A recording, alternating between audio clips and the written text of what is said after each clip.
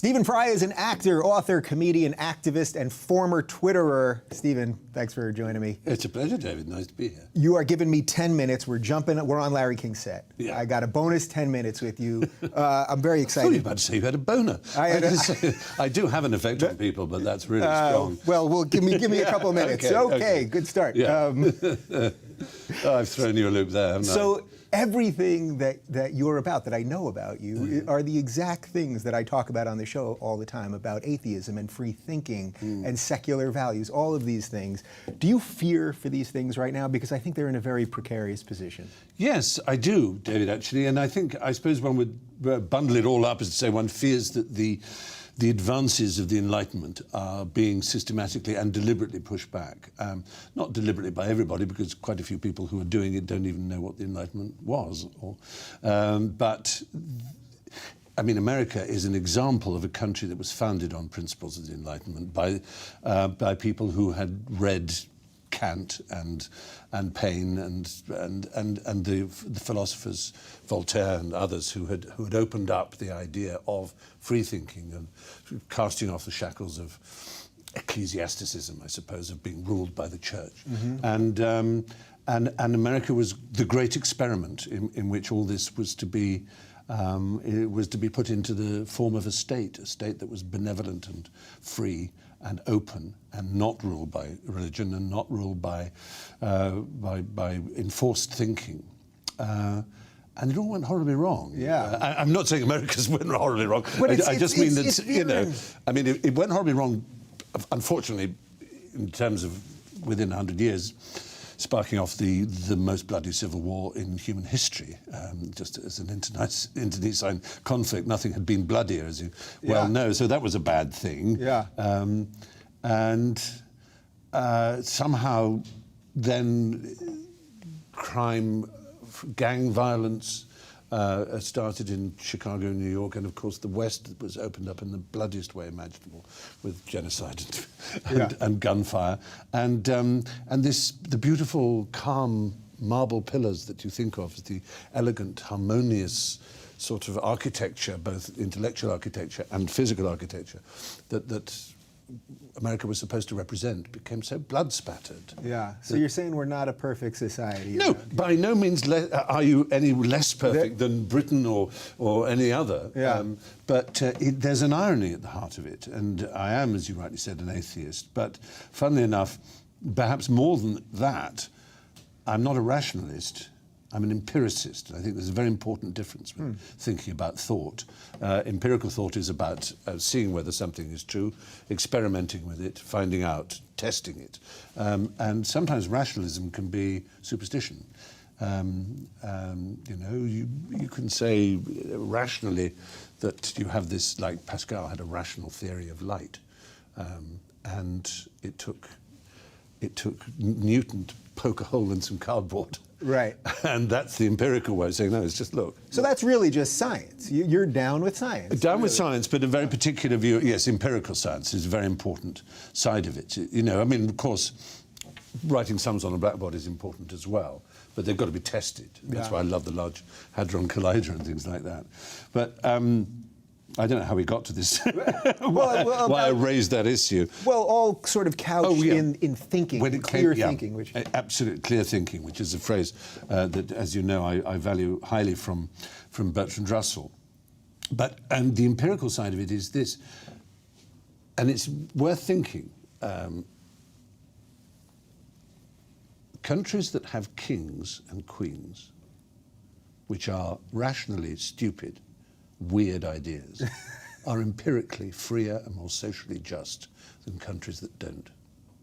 Consider that. Look at the world now. Look at social justice, happiness, freedom and equality in the world, and you're thinking Sweden, Denmark, Norway, Benelux countries, and Britain, which does have very high levels of social justice, and Holland. And these countries have kings and queens. And they have constitutional monarchies. So it isn't, that's what I mean by being empirical. Right, well, that's tough. I'm not saying, therefore, you must have a king and queen in order to be free, but all I'm saying is having one doesn't stop you from being freer, from being opener. I mean, these are very open societies, Denmark and Sweden and Norway in particular, incredibly open societies. Yeah. But they're suffering a little bit from their openness, aren't they, right now, with all this immigration stuff? I mean, it sounds like some of the underpinnings of it are... It is becoming problematic, there's no question. But and so similarly, I am not necessarily in favour of separation of church and state. And the reason I'm not is that I come from a country where church and state are absolutely like that. And it's the most secular society I have ever experienced, has the highest level of atheism anywhere. Yeah. And America has separation of church and state. And not only do they all believe in God, they all believe in bloody angels. Yeah. 74% of Americans think angels walk on the earth. Yeah, you told me before. I'm sorry. You told me before we started you're moving here half the year. I think once you really find out what that's about, you may push that down a little bit. I love this country. Don't get me wrong. I mean, you know, you love it, what you mock, you love. You wouldn't, I wouldn't mock some of the sides of America if I didn't value America so much. One of the movies that you've been in that I absolutely love, we talked about it a second ago, was V for Vendetta. Yeah. And interestingly, in V for Vendetta, it was the authoritarian right that was coming after everyone's rights and everyone's speech. And there's an amazing scene with you, and you have this Quran that you're talking about, and you say you love the imagery of it and all of this, but it's the right that's coming after it. And I find in America right now, it's the left, what people are referring to as the regressive left, that seems to be coming after language and speech. Do you see that? Is that happening across the pond too? I suspect it is. We fear that it's going to happen more and more because America leads and Britain follows in all kinds of ways. And I think it started to happen in Britain with the removal of, or the attempted removal of statues of people who are considered unlikable. That were once very beloved. Once beloved and have become, in a very 1984 way, unpersons. And suddenly somebody, because they were an imperialist, Cecil Rhodes is the example I'm thinking of, who is probably best known in America because of the Rhodes scholarships that Americans take to get to Oxford. And he founded the country called Rhodesia, hence its name, which is now Zimbabwe, of course. And he was the founder of De Beers and various diamond things. And he was a real empire builder. And he was, I'm sure, a monster. He once said to have been born British was to have drawn first prize in the lottery of life. Right, this is a guy who has an ego thing. There's a big statue of him or a sculpture of him or something in his Oxford College. And there was a movement because people were offended by this, because he stood for values that we now regard, rightly, I think, as terrible. Stealing other people's countries. Right. Not particularly. Not a great Not a good idea. thing to do, and raiding all their mineral wealth. Yeah. But to remove his statue, it strikes me as being stupid. I mean, the way to fight colonialism and the ideas behind it is not to pull down statues. Yeah. It is to actually to reveal, to say who he is. This is who this man was. Look at him. Yeah. So this might occasionally throw an egg at it. Yeah, and this is like when in America they won't show repeats of the show Dukes of Hazzard because they had a Confederate flag on it. Or I'll even hear, Thomas Jefferson, people will say, well, it's known that he was sleeping with one of his slaves, and people say, well, he was a rapist and we should now. But he also helped free the slaves. Yeah, I know. It's because life is complicated, and nobody wants to believe that life is complicated. Yeah. This is the problem. I suppose you might call it the infantilism of our culture. The food people eat is pappy, soft food that barely needs a knife and fork to be eaten. It doesn't mouth like that. And it's sugary drinks that grown-ups have with baseball caps on them. It's a baseball cap. Wear a baseball cap on a baseball field. Right. Nowhere else. Right. Do you understand? And don't drink these drinks once you're over 12 years old. Just don't. And above all, when you go to the cinema, don't go and see superheroes hitting each other. That's for children. Do you understand? Oh, sounds like somebody didn't get the bad guy role in Batman, Superman. Geez. I know it does. Yeah. But seriously, there is deep infantilism in the culture. And that extends, you can laugh at it, in terms of what people wear and what films they see, but in terms of the way they think, they can't bear complexity. The idea that things aren't easy to understand, that there's a but there's a ah.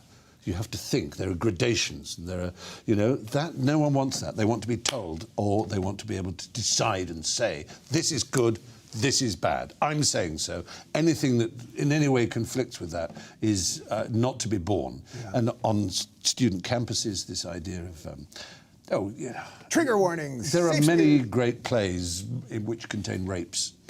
And the word rape now is even considered a rape. To say the word rape is to rape.